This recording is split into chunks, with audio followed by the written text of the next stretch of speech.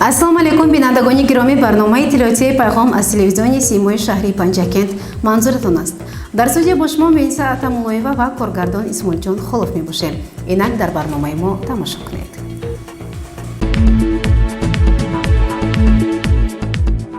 чорабинии варзиши дави миллӣ ихлосмандони зиёди тарзи ҳаёти солимро ба ҳам оварда, дар он раиси шаҳри панҷакент абдухолиқ холиқзода шахсан ширкат варзид ва иштирокчиёнро ба ин муносибат шодбош гуфт. барои иштирок дар дави миллӣ чун анъанаи солҳои гузашта иштирокчиён дар назди собиқ корхонаи иҷораи шарбат ҷамъ омада буданд. ҳангоми суҳбат бо намояндаҳои соҳаҳои мухталиф чӣ хурду чӣ бузург эҳсос намудем, ки онҳо ин чорабинии варзиширо ҷонибдоранду ба ҳамин мақсад суби барвақт инҷо омадаанд. дар вақти манъшуда раисшаҳр холиқзода абдухолиқ иштирокчиёни дави миллиро шодбош намуда бо такя ба фармони президенти ҷумҳурии тоҷикистон муҳтарам эмомурраҳмон оид ба ташкили дави миллӣ гуфт, ки ин чорабинӣ беҳтарин воситаи омил мебошад ба рушди варзишу оммавӣ шудани он ва ташвиқу тарғиби тарзи ҳаёти солим. баъдан дави миллӣ оғоз ёфт ва иштирокчиён фаъолона бо мақсади аз якдигар қифон омадан дар ин чорабинии варзишӣ ширкат намуданд. нуқтаи охирини дави миллӣ ва ба қайд гирифтани ғолибон дар назди муҷассимаи эҷодию фарҳангии коқи лоҳи шералӣ муайян шуда буд. инҷо нахуд садои суруди миллӣ садо дод ва пас он ғолибон бо сипоснома ва тӯҳфаҳои раисшаҳр сарфароз гардонида шуданд. ҳаминҷо бояд тазаккур дод, ки дар дави миллӣ баробари ҷавонон духтарон низ фаъолияти шоиста нишон доданд ва табиист, ки онҳо ҳам чун ғолибон бо сипосномаи тӯҳфаҳои раисшаҳр қадршиносӣ карда шуданд. дар анҷоми маъракаи тӯҳфасипорӣ раисшаҳр холиқзода абдухолиқ ба иштирокчиёни дави миллӣ чӣ хурду чӣ бузург барои мавқеи устувори ҷамъиятиашон ва ҷонибдориашон аз рушди варзиш изҳори сипос кард.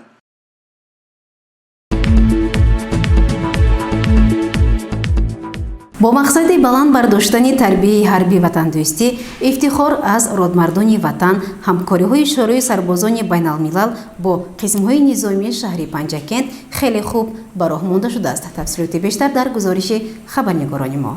бо мақсади баландбардоштани ҳисси ватандӯстии наслҳои наврас, ҳамкориҳои шӯрои собиқадорони байналмилалии шаҳри панҷакент бо қисмҳои низомии мустақар дар водии зарафшон аз ҷумла шаҳри панҷакент сол то сол беҳтар мегардад. дар рӯзҳои таҷлили 76-мин солгарди ғалаба дар ҷанги бузурги ватанӣ, гурӯҳи сарбозони байналмилалии шаҳри панҷакент ба қисми ҳарбӣ 0203 қушунҳои сарҳадии кумитаи давлатии амнияти миллии ҷумҳурии тоҷикистон дар водии зарафшон ташриф оварда бо ҳайати афсарон ва сарҳадбонон як мулоқоти хотирмон анҷом доданд. чорабиниҳо дар ин қисми ҳарбӣ бо танин андоз шудани суруди миллии ҷумҳурии тоҷикистон оғоз ёфт. сипас ҳайати қумандонии қисми ҳарбӣ номбурда ҳамаи иштирокчиёни ин чорабиниро бо рӯзи ғалаба табрику таҳният намуд. дар ин чорабинӣ ноиби ректори донишкадаи омӯзгории тоҷикистон дар шаҳри панҷакент профессор шодмон воҳидов, устоди донишкадаи омӯзгории тоҷикистон дар шаҳри панҷакент декани факултаи таърих Насрулло Исроилов ва дигарон ба сухан баромада пиромони қаҳрамониҳои аҷдодони мо аз ҷумла онҳое ки дар ҷабҳаҳои ҷанги бузурги ватанӣ содиқона хизмат карданд сухан гуфтанд ва ҳамзамон таъкид намуданд, ки мо бояд барои сулҳу осоиши кишвар ҳаматарафа мусоидат намоем. инҷо низ чанд нафар сарбозони байналмилал андешаву мулоҳизоти хешро дар бораи рӯзи ғалаба, ҳамкориҳо бо қисмҳои ҳарбии шаҳри панҷакент, баландбардоштани ҳисси ватандӯстии ҷавонон иброз намуданд. ин чорабинӣ бо як барномаи калони фарҳангию адабӣ ба поён бирасид.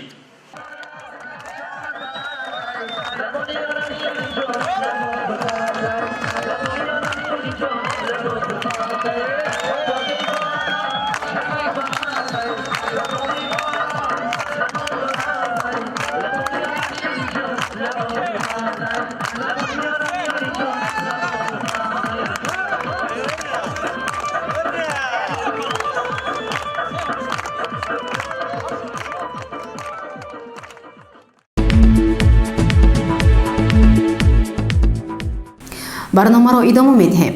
дар муассисаи таҳсилоти миёнаи умумии рақами 71 шаҳри Панҷакент даври шаҳрии озмуни илм фурӯғи маърифат баргузор гардид. гузориши дигari барномаи иттилоотии пайғом алоқаманд аст ба ҳамин мавзӯъ.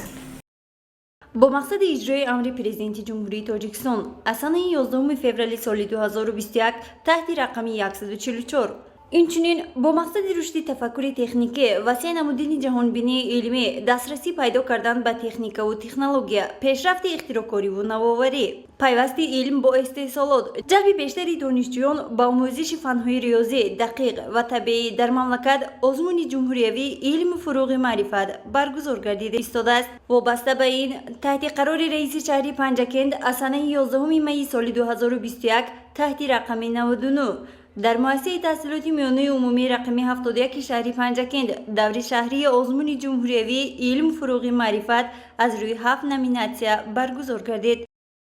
امروز در مؤسسه تحصیلاتی میانه عمومی رقمی 71 بنابر عملی نمودن امر پرزیدنت جمهوری تاجیکستان از 11 فوریه سال 2020 رقم اپریل 114 درباره آزمون جمهوری علم فروغ معرفت برگزار گردیده شده است.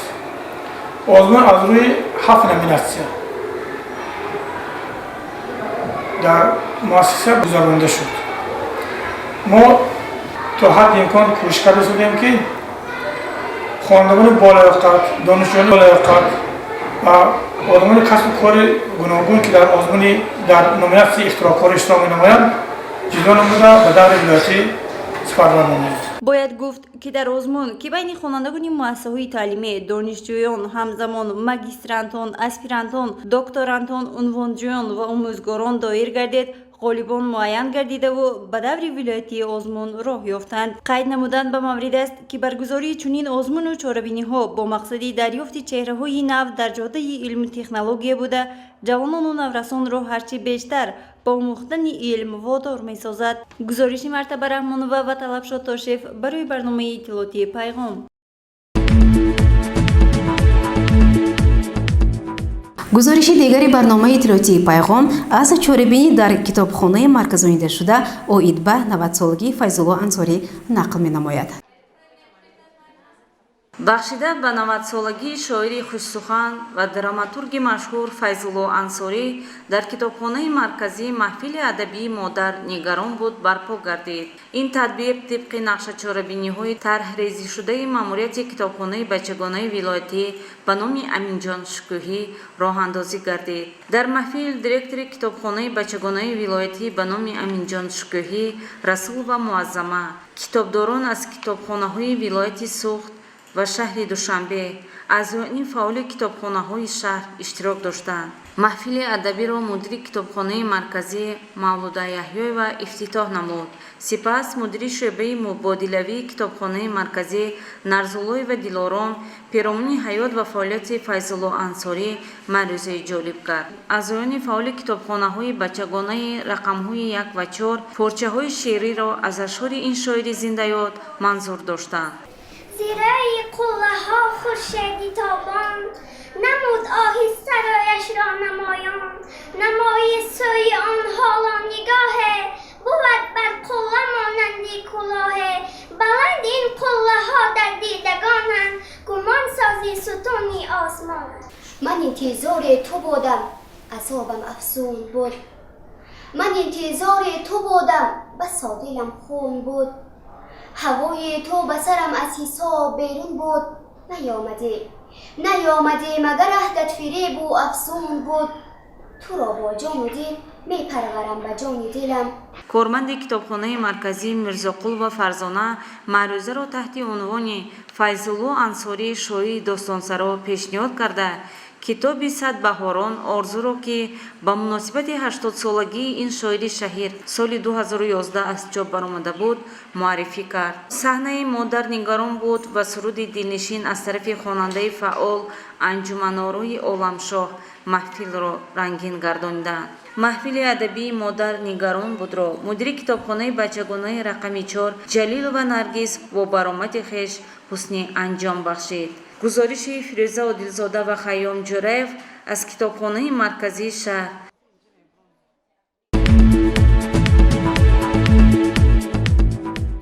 гузориши дигари барномаи иттилоотии пайғом аз муассисаи таҳсилоти томактабии рақами 11 алоқаманд аст ба 80-солагии шоири зиндаёд Лоиқ Шералӣ.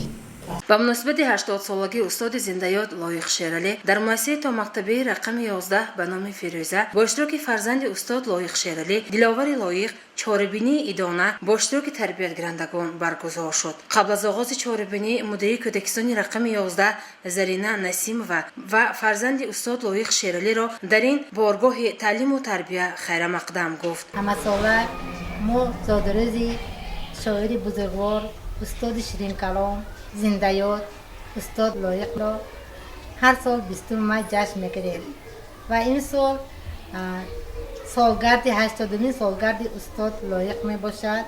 бинобар ин мо аҳли кормандони кӯдакистони Фирӯза якҷоя бо кӯдакон тасмим гирифтем ки ба муносибати зодирӯзи ин устоди зиндаёд як базми шеъри сурудро барпо намоем ва хушбахтона имрӯз дар ин базми шеъру суруди мо фарзанди устод диловари Лоиқ ҳузур доранд ки мо аз ин бениҳоят хурсандем.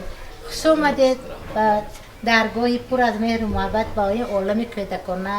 сипас тарбиятгарандагони гурӯҳи тайёрӣ ба мактаб чорабинии омоданамудаи худро пешкаш намуданд. тарбиятгарандагон шарҳи ҳоли Лоиқ Шералӣ аз эҷодиёти эшон порчаҳои шеърӣ қироат намуда бо сароидани суруд ва рақсҳои мафтун чорабиниро хотирмон гузарониданд. дар хотимаи чорабинӣ фарзанди фарзонаи миллат Лоиқ Шералӣ диловари Лоиқ фикру ақидаҳои худро аз ин чорабинӣ баён намуда ба ташкилкунандагон изҳори сипос намуд ва ҳамчун барги сабз китоби фарёди бефарёдраси қиблагоҳи хешро ба маъмурияти кӯдакистон тақдим намуд. боиси ифтихор аст ки имрӯз мо дар ҷашни 80-солагии устод Лоиқ ки дар кӯдакистони рақами 11 Фирӯзаи шаҳрамон баргузор гардид иштирок менамоям.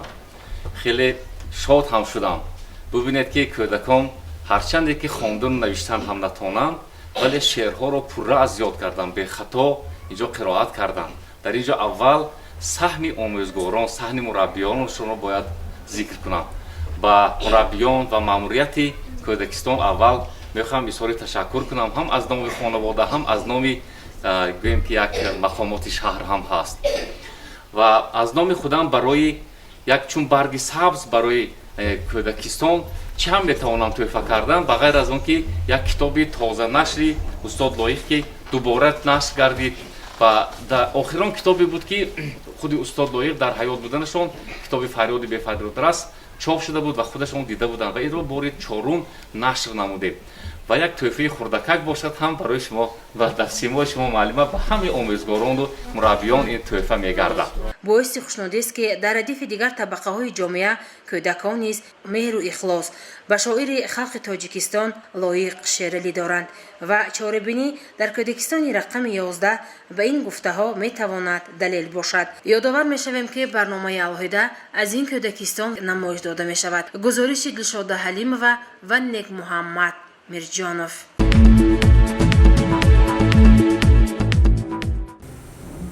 муроҷиатномаи шӯъбаи раёсати кумитаи ҳолатҳои фавқулодда ва мудофиаи граждании вилояти Суғд дар шаҳри Панҷакент оид ба оғози мавсими обозӣ. бо баланд гардидани гармшавии ҳаво мавсими обозӣ дар дарёҳо, кӯлҳо, обанборҳо ва обтобгоҳҳои шаҳру деҳот оғоз мегардад. таҳлилҳо нишон дод ки дар ин мавсим баъзе аз шаҳрвандон ва меҳмонон бо як амали хато худро аз зиндагӣ маҳрум ва наздикону пайвандонашонро ба мусибат гирифтор менамоянд. шаҳрвандон ва меҳмонони шаҳру деҳоти Панҷакент бо эҳтиром ва самимият ба ҳар як нафари шумо муроҷиат намуда хоҳиш менамоем ки дар муносибат бо об ҷиддӣ бошед. дар ҷойҳое ки ба обозӣ машғул шавед ки бехатари шумо таъмин бошад, худсарона дар ҷойҳои манъшуда ва барои обозӣ хавфнок ба об надароед. пеш аз он ки бо мақсади обозӣ ба соҳил меравед, андеша кунед то чӣ андоза шумо шиновар ҳастед. баъзеҳо аз рӯю ҳавову ҳавас асосан ҷавонону наврасон ҷойҳоеро интихоб мекунанд ки ҷараёни об тез аст ва оқибат худро тӯъмаи дарё месозанд. бинобар ин падарону модарон, роҳбарони муассисаҳои таълимиро зарур аст ки кӯдакон ва ҷавононро беназорат нагузоранд. обозӣ ба саломатии инсон фоиданок мебошад ва агар ҷои обозиро вобаста ба дараҷаи кишиноварии худ интихоб намоем, пас мо бехатари худро таъмин карда метавонем.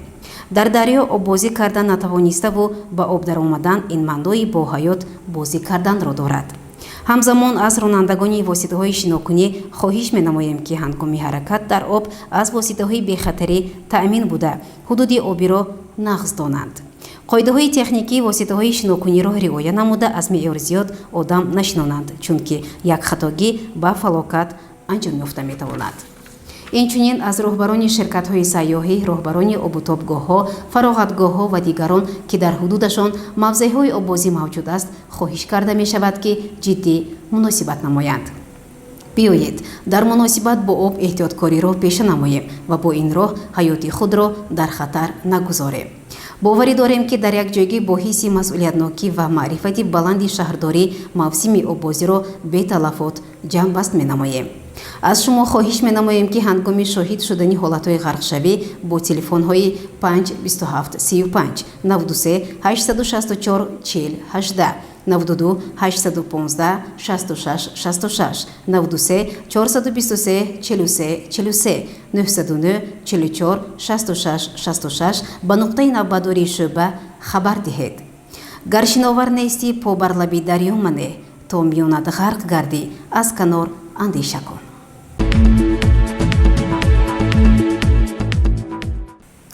бинандагони гиромӣ, ҳоло бошад ба як номаи миннатдорӣ таваҷҷӯҳ намоед.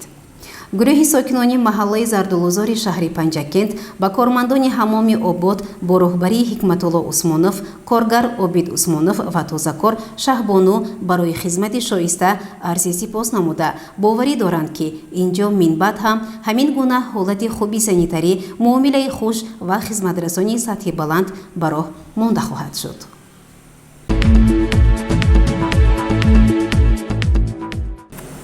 тамошобинони гиромӣ, дар ҳамҷо барномаи иттилоотии пайғом ба поён мерасад. барои ҳар яки шумо тансиятиву хонободиро хоҳонем. то барномаи дигар шоду пирӯз бошед. хайр.